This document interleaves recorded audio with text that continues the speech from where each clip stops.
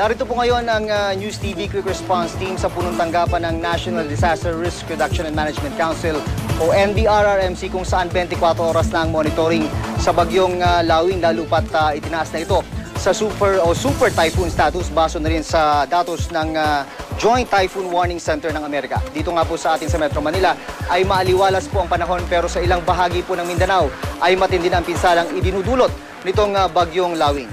Katunayan nga po, ang ilang bahagi nga po ng Mindanao ay nakakaranas na ngayon ng mga matitinding pagbaha. Katunayan, ang lungsod ng Zamboanga ay isinailalim na sa state of calamity dahil sa tindi ng pagbaha. Narito ang report ni Micaela Papa. Ganito kabangis ang hanging idinulot ng bagyong Lawin sa Davao City. Ang Marilog District, 4 na araw daw binayo ng malakas na hangin. Nitong linggo sinamahan pa ito ng pag-ulan, dahilan para mawasak ang ilang bahay. Ang bubong ng bahay ng pamilya Baro natukla, kaya nabasa sila ng ulan. Ayon sa Pag-asa Region 11, posibleng magpatuloy ang malakas na hangin doon, lalo't nasa loob pa ng Philippine Area of Responsibility ang bagyo. Nagmistula namang ilog ang mga palayan sa Zamboanga, Sibugay matapos ang walang patid na pag-ulan mula linggo. Umabot sa 103 ektarya ng palayan at 20 ektarya naman ng palaisdaan ang nasira. Ang ilang sasakyan pilit pa ring dumaan sa mga binahang kalsada. Ilang residente rin ang na-stranded.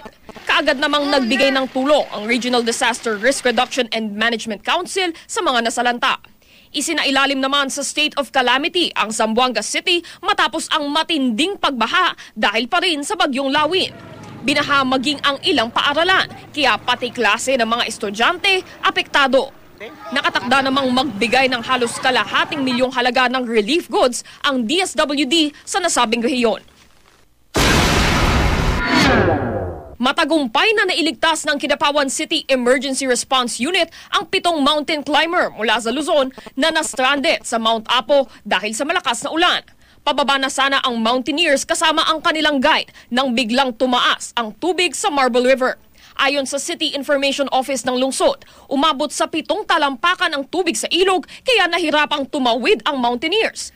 Pansamantala munang ipinasara ang Kidapawan Trail dahil sa umapaw na ilog. Micaela Papa, GMA News.